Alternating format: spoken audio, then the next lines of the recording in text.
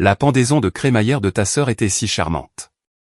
Maman a dit, quand vas-tu te mettre à la page?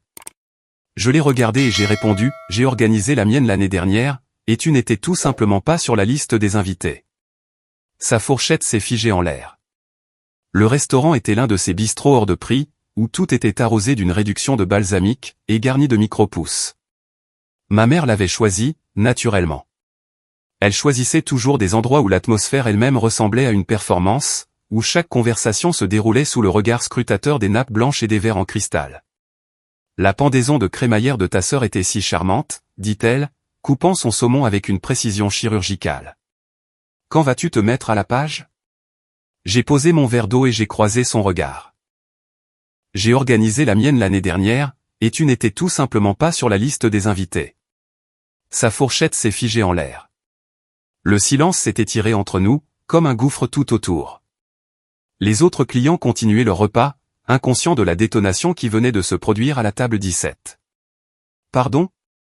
Sa voix avait ce tranchant dangereux que je lui connaissais depuis l'enfance, celui qui me faisait me recroqueviller sur moi-même. Mais je n'étais plus une enfant. Tu m'as très bien entendu. J'ai gardé un ton neutre, presque agréable. J'ai acheté une maison il y a 13 mois, j'ai organisé une belle fête pour célébrer, et j'ai invité toutes les personnes qui comptent pour moi. Son visage a pâli sous son maquillage soigné. Tu mens. Demande à n'importe qui dans la famille. J'ai pris une gorgée d'eau, laissant le moment s'installer. Tante Paula était là. Le frère de papa aussi, l'oncle Robert.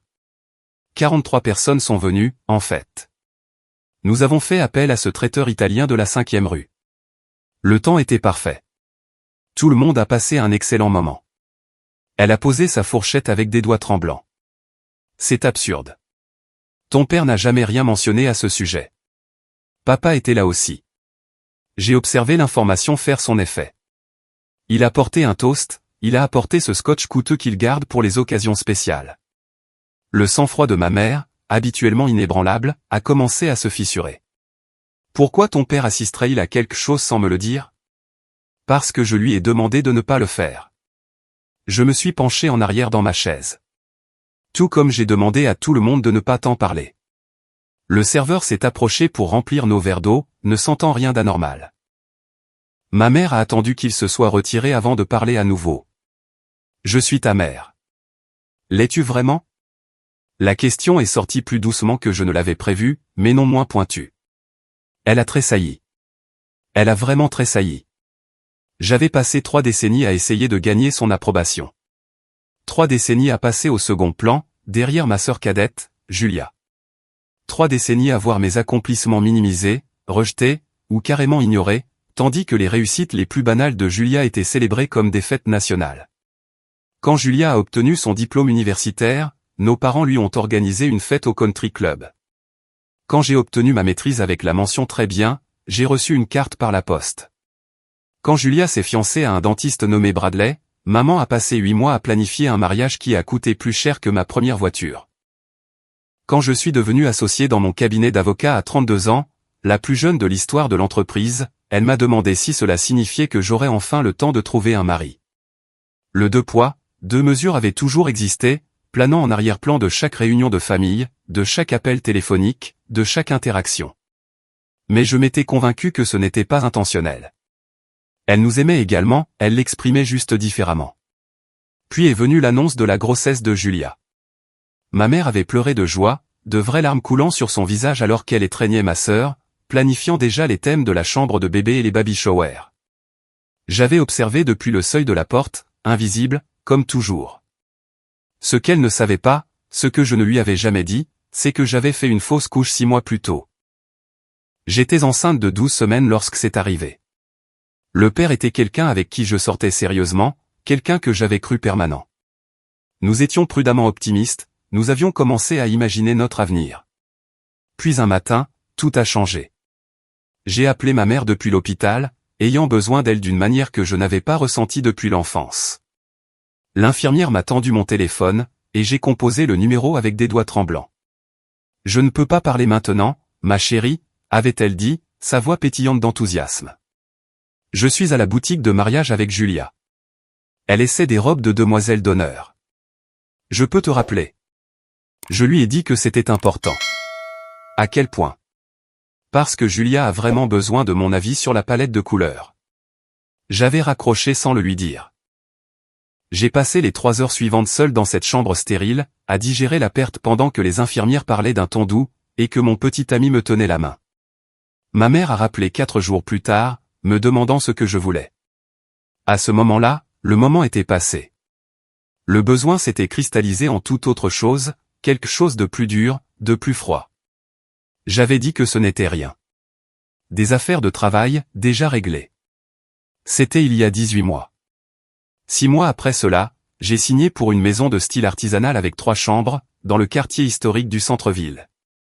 Elle avait besoin de travaux, mais elle était à moi. Entièrement à moi.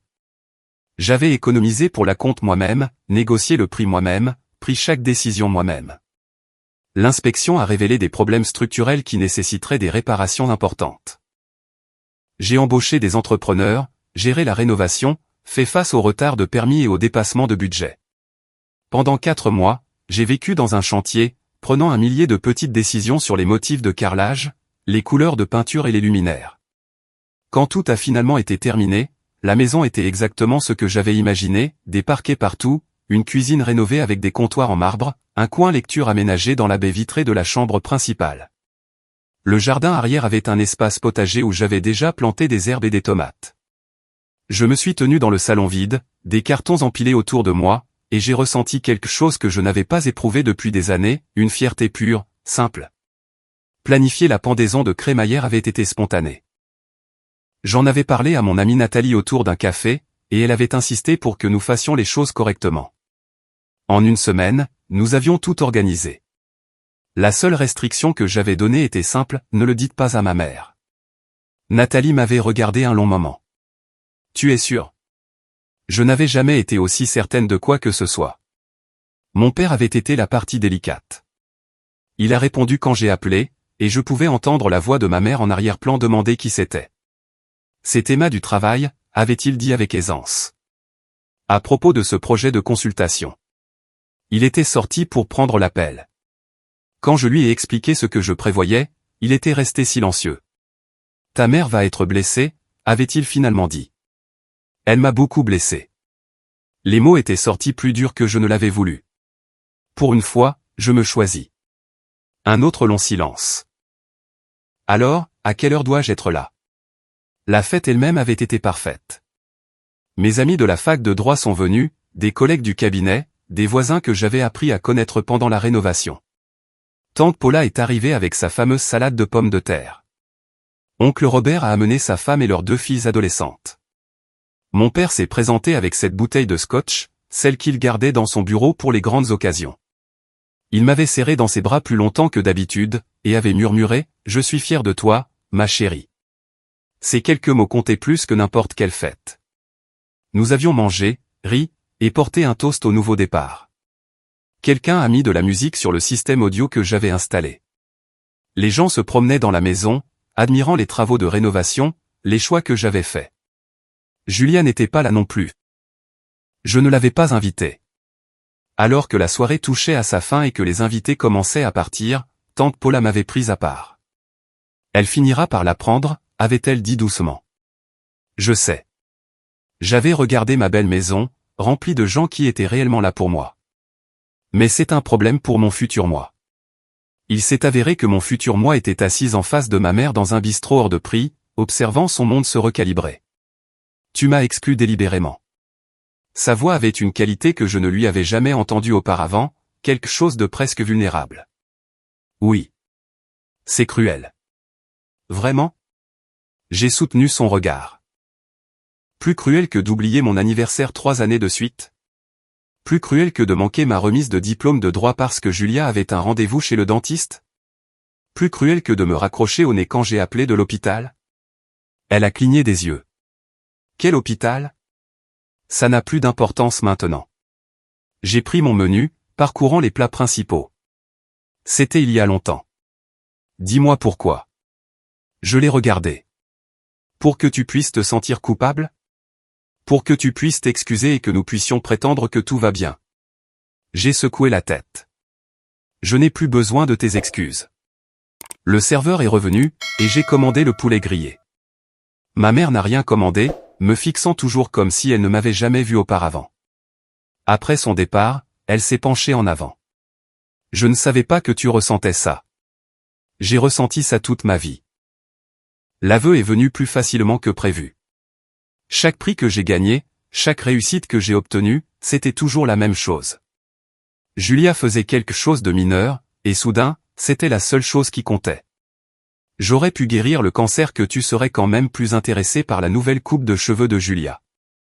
Ce n'est pas juste. Juste? J'ai presque ri. Tu veux parler de justice? Tu te souviens de mon 30e anniversaire? Elle a hésité, et je pouvais l'avoir fouillé dans ses souvenirs. Tu ne t'en souviens pas? Ai-je dit d'un ton sec. Je l'ai passé seul dans mon appartement, parce que papa et toi vous étiez envolés pour Seattle, pour aider Julia à emménager dans son nouvel appartement. Elle avait 26 ans et était parfaitement capable d'engager des déménageurs, mais tu as insisté sur le fait qu'elle avait besoin du soutien de la famille. Julia avait besoin de nous. J'avais besoin de toi aussi.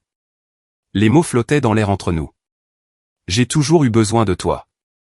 Mais à un moment donné, tu as décidé que Julia était la fille pour qui ça valait la peine d'être là. Les yeux de ma mère brillaient. Je vous aime toutes les deux également. L'amour n'est pas juste un sentiment.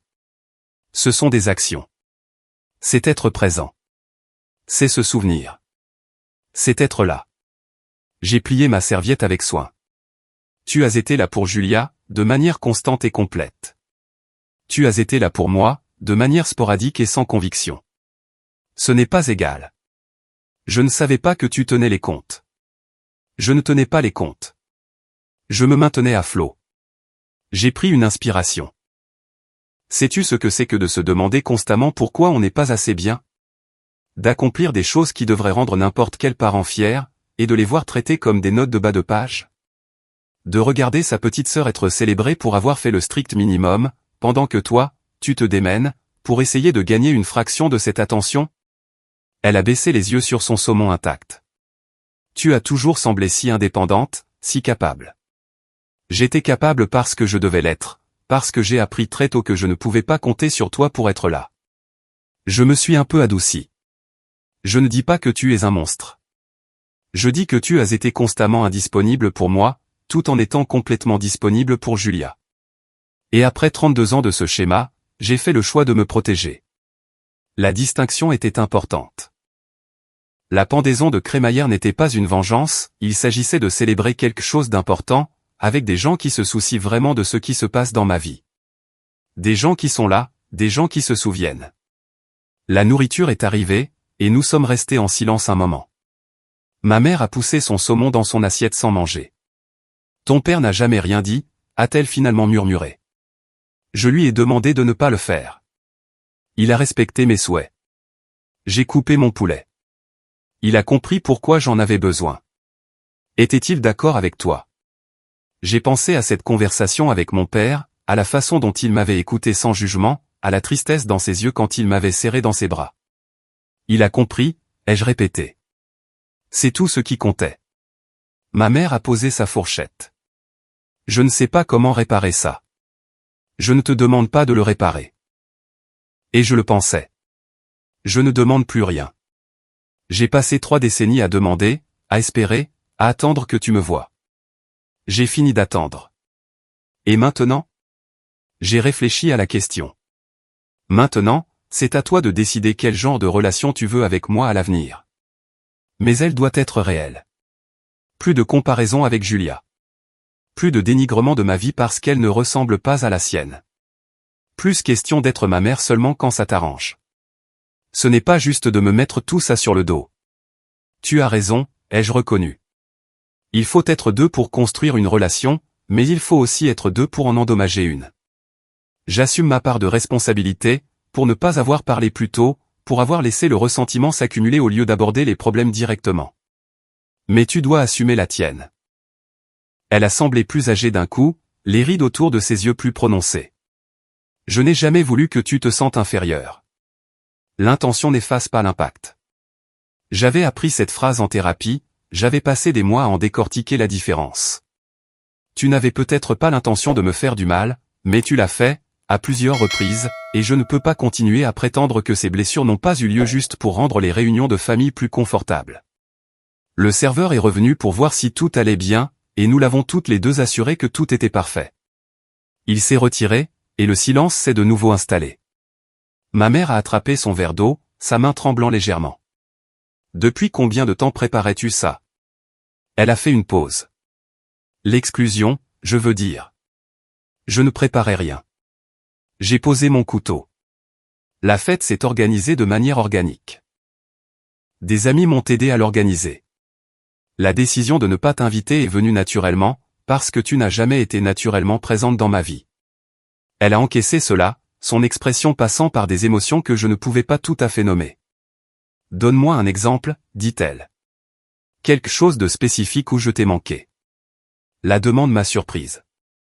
La plupart des gens, lorsqu'ils sont confrontés, se défilent ou trouvent des excuses. Elle demandait des preuves de ses propres manquements. D'accord.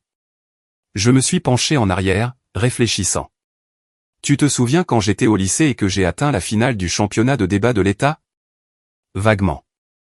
Vaguement, ai-je répété, goûtant à l'insuffisance de ce mot. J'ai travaillé pendant 2 ans pour y arriver. Je suis resté à l'école tous les jours après les cours, à m'entraîner au débat, à faire des recherches sur les sujets, à préparer mes contre-arguments. Le championnat était dans la capitale, à 3 heures de route. J'avais besoin que tu sois là. Elle a froncé les sourcils. Je me souviens que tu es allé à une compétition. Le championnat de l'État, ai-je corrigé. La plus grande réussite de ma carrière au lycée jusqu'à ce point. Je t'ai demandé de venir me voir. Tu as dit que tu ne pouvais pas, parce que Julia avait un récital de danse le même week-end. Julia n'avait que 12 ans. Elle avait besoin de moi là-bas. Son récital était le samedi après-midi. Ma finale était le dimanche matin. Tu aurais pu faire les deux. J'ai vu la compréhension poindre sur son visage. Mais tu n'y as même pas pensé. Tu as dit que le récital de Julia était plus important, parce qu'elle était plus jeune et serait plus contrariée si tu le manquais. Le visage de ma mère est redevenu pâle. Je ne me souviens pas avoir dit ça. Je me souviens de chaque mot.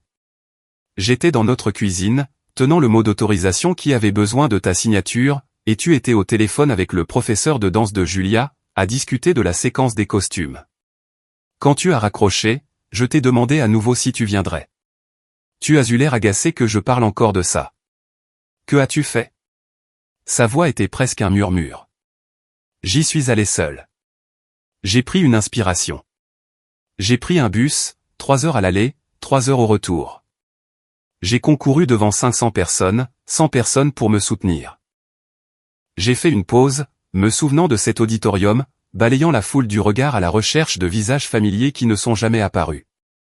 J'ai terminé 2e de l'État. J'ai gagné un trophée et une bourse.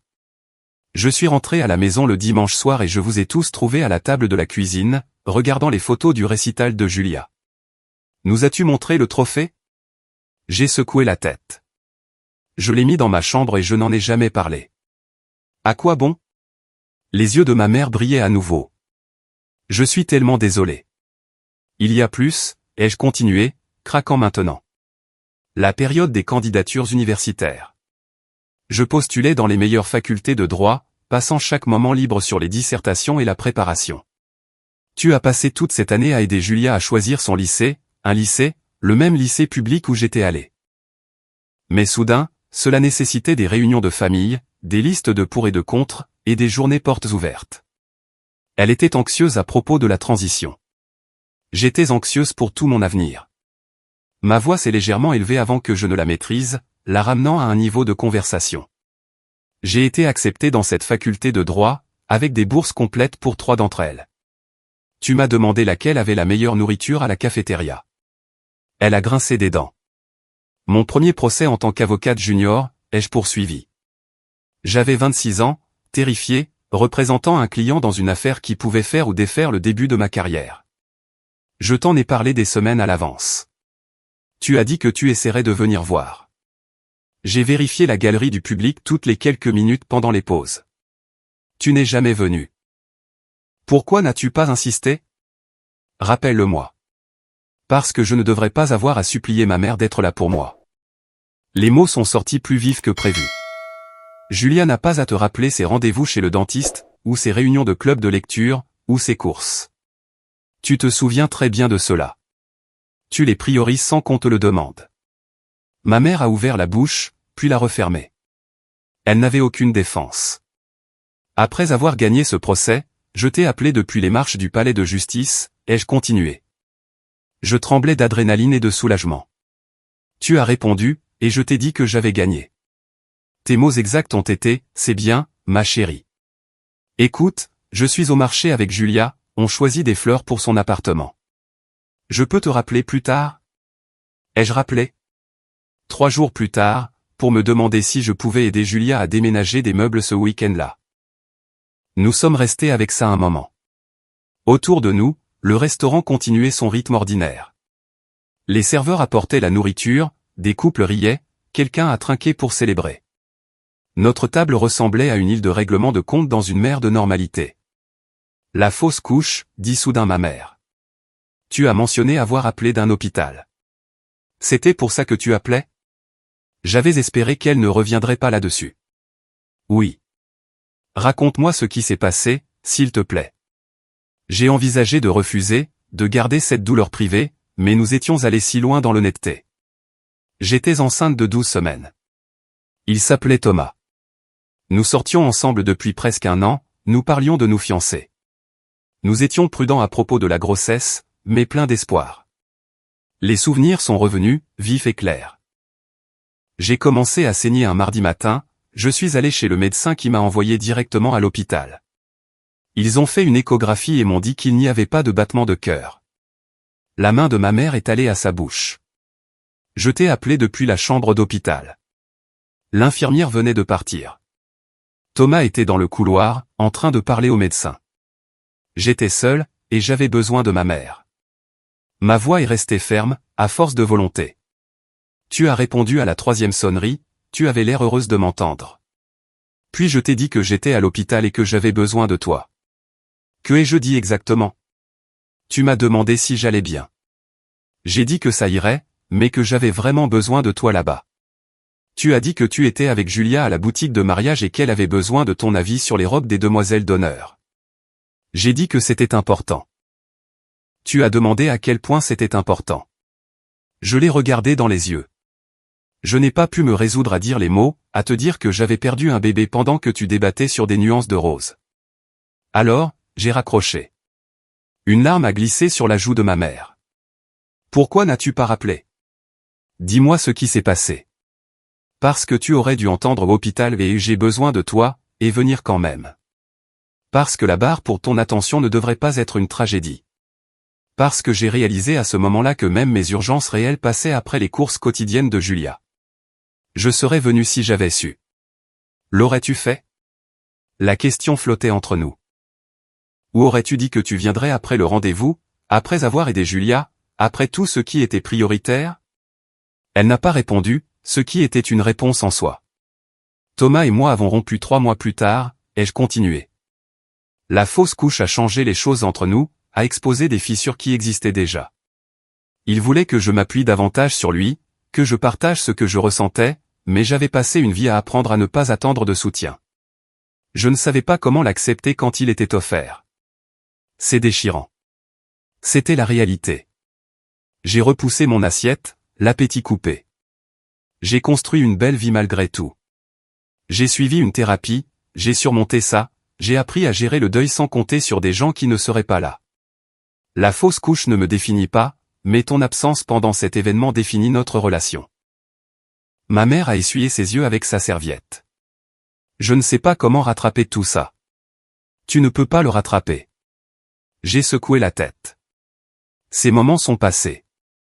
Le championnat de débat, le procès, la chambre d'hôpital. Je ne peux pas les récupérer. Tu ne peux pas être rétroactivement présente pour des choses qui se sont déjà produites. Alors, quel est le but de cette conversation? Le but, c'est l'honnêteté. Le but, c'est que je dise enfin à voix haute ce que je porte en silence depuis 32 ans. Le but, c'est que tu comprennes pourquoi j'ai organisé une fête et que je ne t'ai pas invité. Je me suis un peu adouci. Et peut-être que le but est aussi de voir s'il y a quelque chose qui vaut la peine d'être sauvé pour l'avenir. Elle s'est accrochée à cette dernière partie. Y a-t-il quelque chose, à ton avis? J'y ai réfléchi sincèrement. Je ne sais pas encore. Nous avons cette conversation, ce qui est déjà plus que ce à quoi je m'attendais. Mais un déjeuner ne défait pas 3 décennies de schéma. Que faudrait-il pour qu'il y ait quelque chose de récupérable? Un effort soutenu, un changement durable. Pas seulement être là pour les grands moments à l'avenir, mais être réellement présente dans les petits. Me demander comment s'est passée ma journée et le penser vraiment. Se souvenir de ce que je te dis. M'appeler non pas parce que tu as besoin de quelque chose, mais parce que tu as pensé à moi. Je peux le faire. Tu dis ça maintenant. J'ai croisé son regard. Mais quand Julia appellera demain avec une crise mineure, prioriseras-tu toujours de prendre de mes nouvelles? Quand elle aura un bébé et aura besoin d'une aide constante, te souviendras-tu que j'existe aussi? Quand sa vie deviendra exigeante, la mienne comptera-t-elle encore pour toi? Je veux dire oui, a admis ma mère. Mais je comprends pourquoi tu doutes de moi. Le doute acquis par l'expérience n'est que de la sagesse, ai-je dit. Le serveur s'est de nouveau approché, demandant pour le dessert. Nous avons toutes les deux refusé. Il a laissé l'addition sur la table. Julia n'est pas au courant pour la maison, a demandé ma mère. Non. Elle sera contrariée quand elle l'apprendra. Probablement, ai-je haussé les épaules. Mais les sentiments de Julia à propos de mes choix ne sont pas de ma responsabilité. Elle t'a, toi, pour en parler. La pique a fait mouche, et ma mère a grimacé. Nous avons terminé nos repas dans un quasi-silence. Quand l'addition est arrivée, je l'ai prise. C'est pour moi, a dit ma mère. Je peux payer ma part. Je sais que tu le peux. Elle a croisé mon regard. Laisse-moi faire. C'était une si petite chose, payer le déjeuner.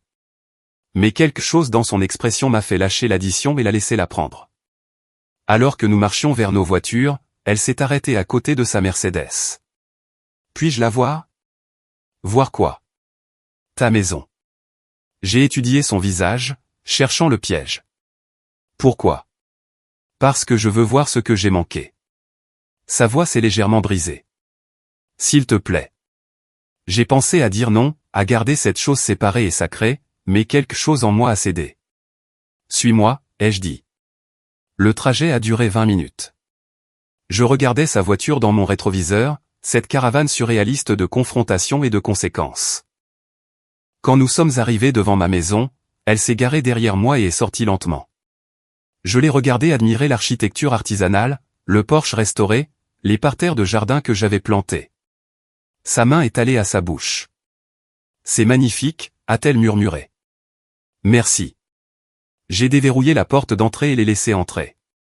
Elle a traversé les pièces comme quelqu'un dans un musée, observant chaque détail, les bibliothèques encastrées que j'avais fait faire sur mesure, la cuisine où j'avais longuement hésité sur chaque poignée de placard, le coin lecture où je passais mes dimanches matins avec du café et des romans.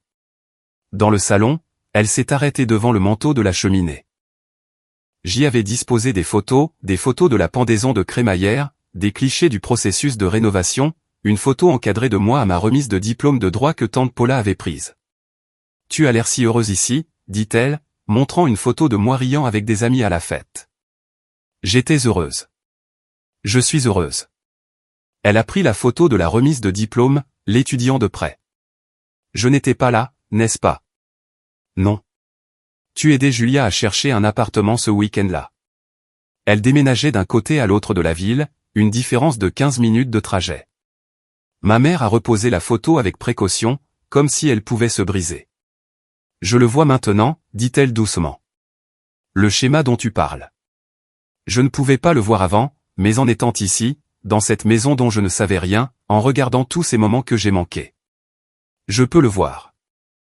La prise de conscience est différente du changement, dis-je doucement. Mais c'est un début. Elle est allée dans la cuisine, passant sa main sur le comptoir en marbre. Tu as choisi ça toi-même? La pierre? Chaque détail.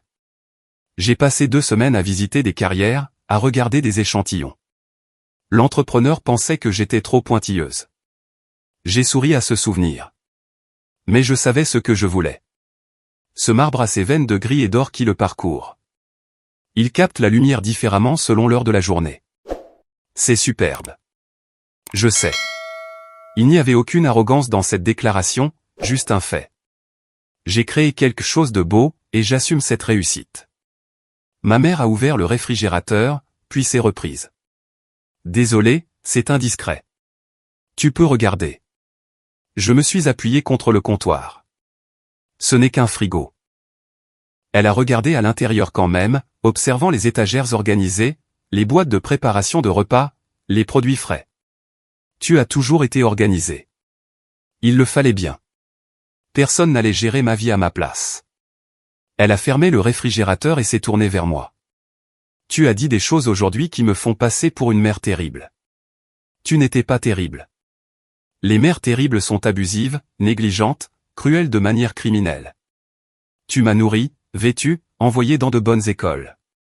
Tu ne m'as simplement jamais vu aussi clairement que tu voyais Julia. Pourquoi penses-tu que c'est le cas? La question m'a surprise. Honnêtement, je pense que le besoin de Julia te semblait plus urgent que ma compétence. Elle avait du mal avec des choses que je trouvais faciles. Elle avait besoin qu'on la tienne par la main, là où moi, j'avais besoin d'encouragement. Et quelque part dans ton esprit, tu as assimilé le besoin à l'amour. L'aider, c'était comme être une bonne mère. Me célébrer, c'était optionnel. Ma mère s'est appuyée contre le comptoir opposé, digérant cela. Ça a une sorte de logique horrible. L'ironie, c'est que les enfants compétents ont aussi besoin de soutien. Nous en avons juste besoin différemment. Nous avons besoin que quelqu'un soit témoin de nos réussites, célèbre nos victoires, reconnaisse à quel point nous travaillons dur, même quand nous donnons l'impression que c'est facile. Ai-je jamais fait ça? Demanda-t-elle doucement. J'ai repensé à des années de souvenirs. Une fois, quand j'avais 14 ans et que j'ai gagné le concours de sciences. Tu semblais vraiment fier ce jour-là. Tu m'as emmené manger une glace, juste nous deux. Tu m'as dit que tu étais impressionné par mon projet sur les systèmes de filtration de l'eau.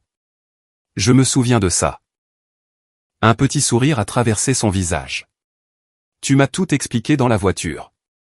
Je n'ai pas compris la moitié, mais j'adorais te regarder parler de quelque chose qui te passionnait.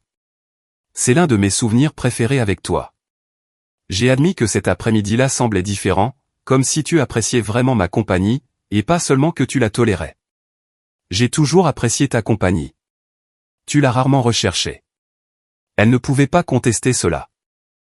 Nous nous tenions dans ma cuisine, cet espace que j'avais créé sans son avis ni sa connaissance, et la distance entre nous semblait à la fois immense et, d'une certaine manière, franchissable. Puis-je voir l'étage? Demanda-t-elle. Je l'ai conduite en haut de l'escalier rénové, lui montrant des détails au passage, la rampe d'origine que j'avais fait restaurer, la fenêtre du palier qui donnait sur le jardin, les parquets qui avaient mis des semaines à être correctement rénovés. Ma chambre l'a le plus surprise. Je l'ai peinte d'un bleu canard profond, j'ai accroché des rideaux fluides, et j'ai créé un sanctuaire à la fois élégant et confortable. Le coin lecture, aménagé dans la baie vitrée, était devenu mon endroit préféré de toute la maison. C'est toi, dit-elle en l'observant. Tout dans cette pièce est authentiquement toi. Comment le saurais-tu? La question est sortie moins dure qu'elle n'aurait pu l'être. Parce que c'est réfléchi, beau et complètement autosuffisant. Parce que ça montre quelqu'un qui sait ce qu'il veut et qui n'a pas peur de le créer. Elle s'est assise doucement sur le bord de mon lit. Puis-je te demander quelque chose? Bien sûr. La fausse couche. Thomas savait-il que je t'ai appelé? J'ai hoché la tête. Il est revenu après avoir parlé au médecin et m'a trouvé en larmes. Pas à cause de la fausse couche, j'étais encore en train de digérer ça, mais parce que ma mère avait préféré des robes de demoiselle d'honneur à moi. Il m'a tenu dans ses bras et m'a laissé pleurer. Et quand j'ai finalement expliqué, il a semblé furieux en mon nom. On dirait qu'il tenait à toi. C'était le cas. C'est moi qui ne pouvais pas l'accepter, qui ne pouvais pas croire que quelqu'un pourrait réellement me donner la priorité. Je me suis assise dans le coin lecture, ramenant mes genoux vers moi. Il voulait te rencontrer après ça. Il disait qu'il devait comprendre quel genre de mère ne viendrait pas à l'hôpital pour sa fille. J'ai trouvé des excuses pendant des mois. Finalement, il a réalisé que je te protégeais de son jugement plus que je ne protégeais notre relation. C'est pour ça que vous avez rompu? En partie. Aussi parce que j'ai réalisé que je devenais quelqu'un que je n'aimais pas, amer, fermé, incapable d'être vulnérable. La fausse couche a ouvert une brèche, et au lieu de m'en occuper, j'ai essayé de la refermer. Thomas méritait mieux que ça. L'expression de ma mère était peinée. Je t'ai coûté cette relation. Non, ai-je corrigé. Je me suis coûté cette relation en ne m'occupant pas de mes problèmes. Tu as contribué à ces problèmes, mais c'est moi qui ai choisi de ne pas les aborder jusqu'à ce qu'il soit trop tard. Tu vois quelqu'un en ce moment, demanda-t-elle nonchalamment. Rien de sérieux. J'ai regardé par la fenêtre le jardin en contrebas. Je travaille à devenir le genre de personne qui peut entretenir une relation saine. Il s'avère que cela demande plus de thérapie que je ne le pensais au départ. Tu suis une thérapie? Depuis 2 ans. La meilleure décision que j'ai jamais prise. Elle a absorbé cela en silence. Que dit ton thérapeute à mon sujet? Que je ne peux pas contrôler ton comportement, seulement ma réaction à celui-ci. Que j'ai tout à fait le droit de fixer des limites. Que me choisir n'est pas égoïste, c'est une question de survie. J'ai croisé son regard. Elle dit aussi que les gens peuvent changer s'ils sont vraiment prêts à faire le travail, mais que je ne devrais pas retenir mon souffle en l'attendant. On dirait une bonne thérapeute. Elle l'est. Elle s'appelle Dr. Patricia Monroe. Je la vois tous les jeudis à 16h. C'est devenu la pierre angulaire de ma semaine. Ma mère s'est levée, se déplaçant vers la fenêtre à côté de moi. Tu as construit toute une vie dont je ne savais rien. Cette maison, ta thérapie, tes routines, ta guérison. C'est comme découvrir que j'ai une fille que je n'ai jamais vraiment connue. C'est le cas, ai-je dit simplement. Tu as une fille qui est forte, qui réussit, et qui est profondément seule en ce qui concerne la famille. Qui a appris à célébrer seule, parce que personne ne lui a appris qu'elle méritait d'être célébrée. Qui a accompli des choses qui auraient dû te faire éclater de fierté, mais qui ont à peine été enregistrées comme des notes de bas de page dans les conversations familiales. Je veux connaître cette fille, dit-elle. Alors commence à poser des questions, des vraies, et écoute les réponses sans te rediriger vers Julia. Nous nous sommes tenus ensemble, regardant le jardin alors que les ombres de l'après-midi s'allongeaient. Quelque part au loin, un chien a aboyé. Une voiture est passée. La vie continuait son rythme ordinaire, tandis qu'à l'intérieur de cette maison, quelque chose de fondamental changeait. Elle s'est arrêtée au jardin. Tu as planté de la lavande. C'est ma préférée. La mienne aussi. Elle m'a regardé. Je ne savais pas que nous avions ça en commun. Il y a beaucoup de choses que tu ne sais pas sur moi. Nous nous tenions parmi les herbes, et je pouvais la voir tout digérer. La maison représentait plus qu'un simple bien immobilier, c'était la preuve d'une vie entière dont elle avait été inconsciente, la preuve que j'avais construit quelque chose de significatif pendant qu'elle était concentrée ailleurs. La fête, dit-elle doucement. Raconte-moi. Alors je l'ai fait. Je lui ai parlé de la planification et des invités, de la nourriture, de la salade de pommes de terre de Paula et des blagues nulles de l'oncle Robert, du toast de mon père, et de la façon dont tout le monde avait célébré avec une joie sincère. Qu'a dit ton père, demanda-t-elle. Dans son toast? Je me suis souvenu d'être debout dans mon nouveau salon, entouré de mes proches, alors que mon père levait son verre. Il a dit, à ma fille, qui a construit quelque chose de beau par sa seule détermination et sa grâce. Que cette maison soit remplie d'autant d'amour que tu en as mérité, en étant exactement qui tu es. Les yeux de ma mère se sont remplis de larmes. C'est magnifique. Ça l'était. Elle s'est détournée, essuyant son visage. Je t'ai manqué. Tu as manqué de me voir, ai-je corrigé. Il y a une différence. Les gens échouent. Les schémas de négligence sont des choix. Je ne sais pas si je peux être ce dont tu as besoin. Je n'ai pas besoin que tu sois quoi que ce soit, sauf honnête. Je me suis assise sur les marches du porche, et après un moment, elle m'a rejointe. Si tu ne peux pas me donner la même priorité qu'à Julia, alors dis-le. Si tu ne peux pas arrêter de nous comparer, assume-le. Mais ne fais pas de promesses que tu ne tiendras pas juste pour arranger les choses. Nous sommes restés assis en silence, regardant la lumière de l'après-midi filtrer à travers les arbres.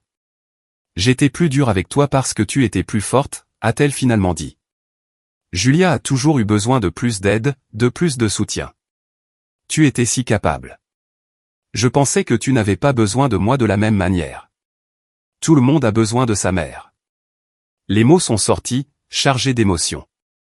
Les enfants forts ont aussi besoin de soutien. Peut-être même plus, parce que nous sommes ceux qui apprennent à se cacher quand nous avons des difficultés. Je suis désolé, dit-elle simplement, sans qualification. J'ai hoché la tête, l'acceptant, mais sans l'absoudre. Désolé, mais ce n'est pas une solution. À quoi ressemblerait une solution? J'y avais pensé pendant ces longs mois de thérapie, à digérer des décennies de blessures accumulées. La constance. Être là non seulement pour les grands moments, mais pour la vie de tous les jours. Demander des nouvelles de mon travail parce que ça t'intéresse, pas pour faire la conversation. Se souvenir des détails de ce qui compte pour moi. Célébrer mes succès sans immédiatement pivoter sur la vie de Julia. Ça semble raisonnable.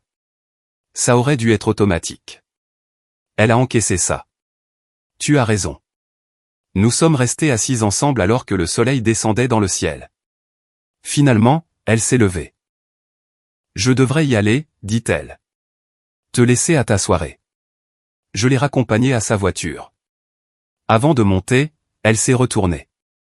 Merci de m'avoir montré la maison, dit-elle. Même si je ne méritais pas de la voir.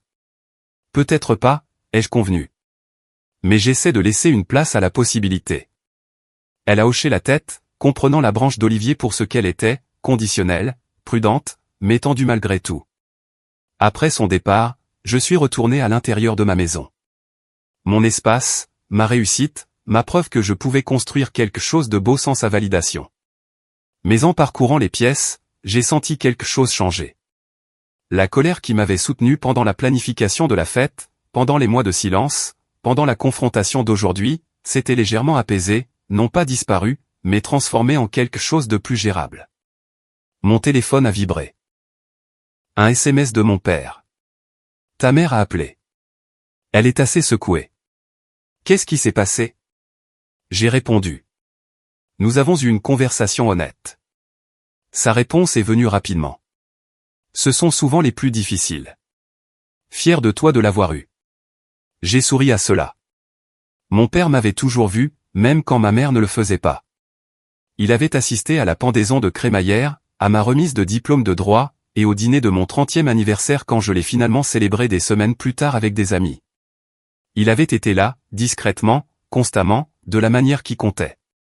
Plus tard dans la soirée, Julia a appelé. Maman dit que tu as une maison.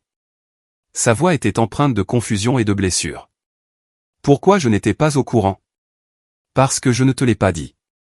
Mais nous sommes sœurs. Le sommes-nous? J'ai repris la question que j'avais posée à notre mère. Quand est-ce que tu m'as demandé des nouvelles de ma vie pour la dernière fois? Vraiment demandé? Pas juste attendu ton tour pour parler de toi. Silence à l'autre bout du fil. C'est quand, mon anniversaire, ai-je insisté. Plus de silence. Qu'est-ce que je fais comme travail? Quels sont mes passe-temps? Qui sont mes amis les plus proches? Chaque question tombait comme une pierre dans l'eau calme. Tu ne sais pas, n'est-ce pas? Ce n'est pas juste. Sa voix était devenue défensive. Tu as toujours été discrète. J'ai été ignoré, ai-je corrigé. Il y a une différence. Toi et maman avez toutes les deux décidé que ta vie était plus intéressante, plus digne d'attention. Alors j'ai arrêté de donner des informations dont vous ne vous souciez pas de toute façon. Je me soucie de toi. Tu te soucies de l'idée que tu te fais de moi, la grande sœur responsable qui a tout sous contrôle. Mais tu ne t'es jamais assez soucié pour regarder sous la surface et voir la personne réelle. Je pouvais l'entendre respirer à l'autre bout du fil. J'ai une belle maison, ai-je continué. J'ai travaillé incroyablement dur pour l'acheter et la rénover. J'ai organisé une fête pour célébrer avec les gens qui sont réellement présents dans ma vie. Toi et maman n'étiez pas invités, parce que vous n'avez jamais été présentes. Pas vraiment. Pas de la manière qui compte. C'est cruel. Non, ai-je dit fermement. Cruel serait de prétendre que tout va bien et de laisser le ressentiment empoisonner davantage notre relation. L'honnêteté, c'est nous donner une chance de construire quelque chose de réel à l'avenir. D'accord. Si tu veux ça. Bien sûr que je le veux. Alors commence à faire attention. Souviens-toi des choses. Sois là, pas seulement à Noël et à Thanksgiving, mais dans la vraie vie. Pose-moi des questions et écoute les réponses. Traite-moi comme quelqu'un que tu veux vraiment connaître, pas seulement comme quelqu'un à qui tu es lié par défaut. Julia pleurait maintenant. Je ne savais pas que tu te sentais comme ça. Comment aurais-tu pu? Tu n'as jamais demandé. Nous sommes restés au téléphone pendant une autre heure. C'était la plus longue conversation que nous ayons eue depuis des années. Et peut-être la plus honnête que nous ayons jamais eue. Elle n'a pas cherché d'excuses, ce que j'ai apprécié. Elle a écouté, vraiment écouté, pendant que j'expliquais des années à me sentir invisible à côté de son projecteur. Il y a eu une longue pause après que j'ai fini, et je pouvais l'entendre respirer à l'autre bout du fil. « Tu te souviens de mon 25e anniversaire ?» demanda-t-elle soudain. « Tu avais fait cette fête au vignoble. Maman et papa avaient loué toute la terrasse. Tu te souviens de ce que tu m'as offert ?» J'ai réfléchi. Un forfait spa, je crois, pour cet endroit en ville que tu aimais bien. C'était un forfait d'une journée complète. Massage, soins du visage, manucure, pédicure, tout le programme. Ça t'a coûté presque 400 $. Sa voix était épaisse. Je l'ai utilisé la semaine suivante et je ne t'ai jamais remercié correctement. Je n'en ai même jamais reparlé. Je l'ai juste ajouté à la pile de choses que les gens faisaient pour moi. D'accord, dis-je lentement, ne sachant pas où elle voulait en venir. Ce que je veux dire, c'est que tu as raison. J'ai traversé ma vie en acceptant l'attention, le soutien et les cadeaux comme s'ils m'étaient dus. Maman a fait de moi le centre de tout, et au lieu de le remettre en question, je m'en suis juste délecté. Je n'ai jamais pensé à ce que cela signifiait pour toi. Tu étais une enfant quand ça a commencé, dis-je doucement. Les enfants n'analysent pas les dynamiques familiales. Mais je ne suis plus une enfant. J'ai 28 ans. J'aurais dû le remarquer. Elle a pris une inspiration tremblante. L'année dernière, quand tu es devenu associé, j'ai vu la réaction de maman. Elle a dit, c'est bien, et a changé de sujet pour parler de ma grossesse en moins de 30 secondes. J'ai remarqué que c'était bizarre, mais je n'ai rien dit. J'ai juste laissé la conversation se tourner vers moi, comme toujours. Cet aveu m'a prise par surprise. Tu as remarqué? Bien sûr que j'ai remarqué. Devenir associé dans ton cabinet, c'est énorme. C'est une réussite massive. Et maman a traité ça comme si tu avais mentionné avoir acheté une nouvelle cafetière. La voix de Julia s'est brisée. J'aurais pu dire quelque chose. J'aurais pu insister pour que nous célébrions ça correctement. J'aurais pu m'opposer au dédain de maman, mais je ne l'ai pas fait, parce que c'était plus facile d'accepter l'attention que de la rediriger. Je me suis assise sur mon canapé, digérant cela. J'avais passé des années à en vouloir à Julia pour sa place centrale dans notre famille, mais je n'avais jamais envisagé qu'elle puisse être consciente du déséquilibre. Je te pensais inconsciente, ai-je admis. J'étais volontairement inconsciente. Il y a une différence. Elle a fait une pause. C'est comme être emporté par un courant. Se laisser porter est sans effort.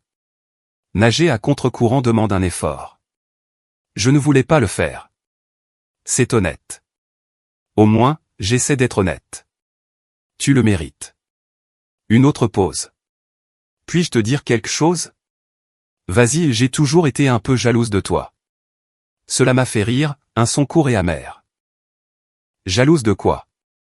De ta capacité, de ton indépendance, de la façon dont tu as construit cette carrière impressionnante et cette vie où tu n'as besoin de personne. Ces mots sortaient plus vite maintenant. Je sais que ça semble ridicule, étant donné tout ce que tu viens de me dire, mais j'ai toujours eu l'impression de me noyer pendant que tu nageais. Comme si tu avais une boussole intérieure qui me manquait. Julia, dis-je doucement, j'ai dû développer cette boussole parce que personne ne naviguait pour moi. Je le sais maintenant, mais quand nous grandissions, je me sentais juste inadéquate en comparaison. Tu avais des A partout sans effort, tu gagnais des prix, tu entrais dans les meilleures écoles, et j'étais juste cette gamine moyenne qui avait besoin de tuteurs, d'aide supplémentaire et de réconfort constant. Sa voix a baissé. Alors, maman m'a donné ce réconfort. Elle l'a fait. Et ça faisait du bien sur le moment, mais ça m'a aussi rendue dépendante. J'ai 28 ans et j'appelle encore maman avant de prendre une décision importante. Je ne peux pas acheter un canapé sans son avis. Je ne peux pas planifier des vacances sans sa contribution. Julia a soupiré. Mon mari me l'a fait remarquer le mois dernier. Il a dit que je devais couper le cordon ombilical. Je me suis mise sur la défensive, mais il a raison. Cette conversation prenait une tournure que je n'avais pas anticipée. Qu'a dit Bradley exactement? Ai-je demandé, curieuse maintenant. Nous cherchions des meubles pour la chambre du bébé. J'ai dû envoyer 20 photos à maman pour lui demander son avis. Bradley a finalement dit, peux-tu prendre une seule décision sans l'approbation de ta mère? Je lui ai mal parlé, j'ai dit, maman a juste bon goût. Il a dit, ta sœur a bon goût aussi, et elle meuble des maisons entières sans demander la permission à personne. Il a parlé de moi. Il parle de toi parfois, a-t-elle admis. Il dit qu'il admire ton autonomie, la façon dont tu as réussi sans être tenu par la main. Elle a soupiré à nouveau. Il a raison. Et ça me fait me sentir pathétique. Tu n'es pas pathétique, ai-je dit. Tu fonctionnes juste dans un système qui a été mis en place pour toi avant que tu sois assez grande pour le remettre en question. C'est généreux. C'est exact. Maman t'a rendue dépendante. Mais tu es une adulte maintenant. Tu peux choisir d'être différente. Nous sommes restés en silence un moment, toutes les deux digérant ce tournant inattendu. La maison, dit Julia. Puis-je la voir un de ces jours? Peut-être, ai-je dit. Si les choses continuent dans cette direction. C'est juste. Elle a pris une inspiration. Je vais travailler là-dessus, pour être moins égocentrique. Pour être vraiment là pour toi, au lieu de simplement accepter ton soutien comme un bruit de fond. Les paroles sont faciles, Julia. Je sais. C'est pourquoi je vais le prouver par des actions. Sa voix s'est affermie. Quel est ton emploi du temps la semaine prochaine? Assez chargé. J'ai des dépositions mardi et jeudi. Une réunion client mercredi après-midi. Et pour un déjeuner mercredi, avant ta réunion? L'offre m'a surprise. Tu veux déjeuner? Je veux commencer quelque part, elle a fait une pause. À moins que tu ne préfères pas, j'y ai réfléchi. D'accord, ai-je dit. Déjeuner mercredi.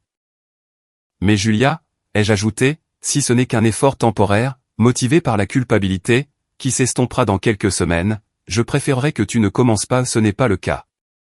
Je te promets que ce n'est pas le cas. Elle semblait déterminée. J'accouche dans 4 mois. Je ne veux pas l'élever comme maman nous a élevés. Je ne veux pas qu'elle se sente invisible ou inférieure. Et je ne peux pas lui apprendre à faire mieux si je ne fais pas mieux moi-même.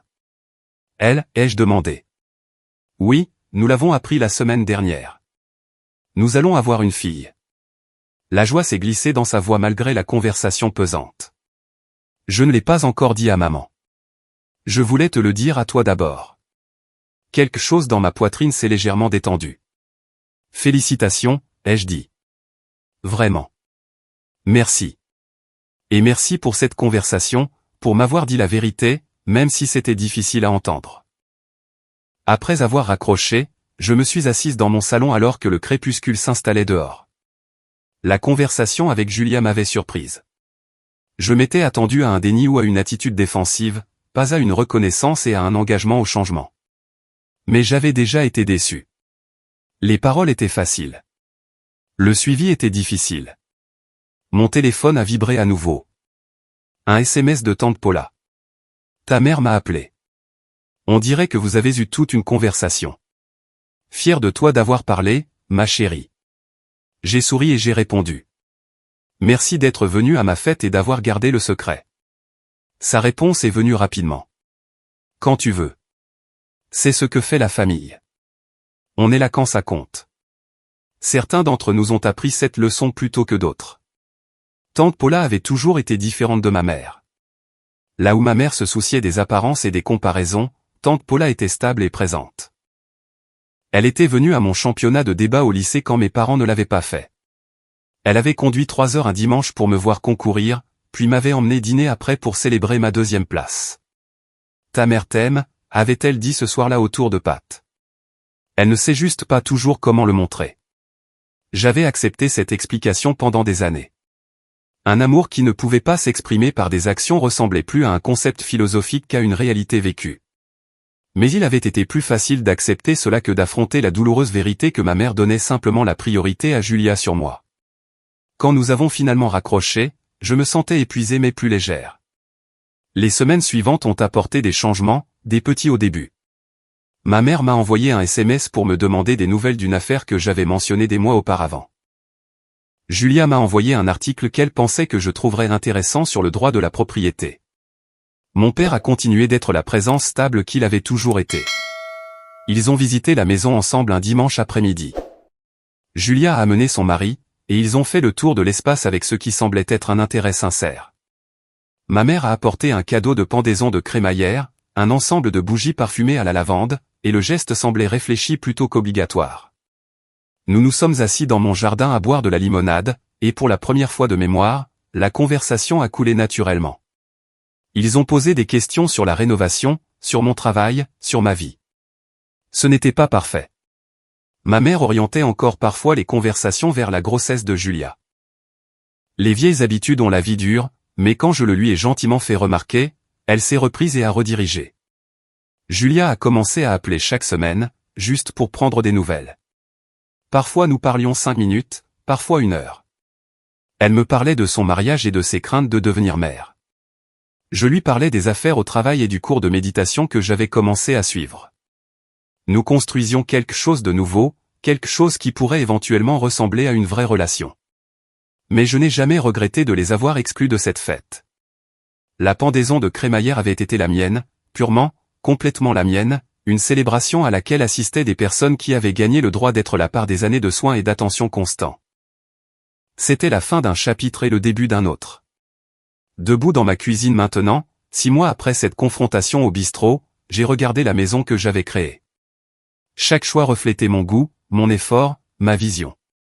Personne ne pouvait s'en attribuer le mérite, sauf moi. Mon téléphone a vibré avec un SMS de ma mère. Dîner ce week-end? Ton père et moi adorerions te voir. Juste nous 3. J'ai souri et j'ai répondu. Ça me va. Vous voulez venir ici? Je cuisinerai. Sa réponse est venue rapidement. On adorerait. Est-ce que je peux apporter quelque chose? Juste vous-même, ai-je tapé. C'est tout ce dont j'ai besoin. Et pour la première fois en 32 ans, je le pensais vraiment.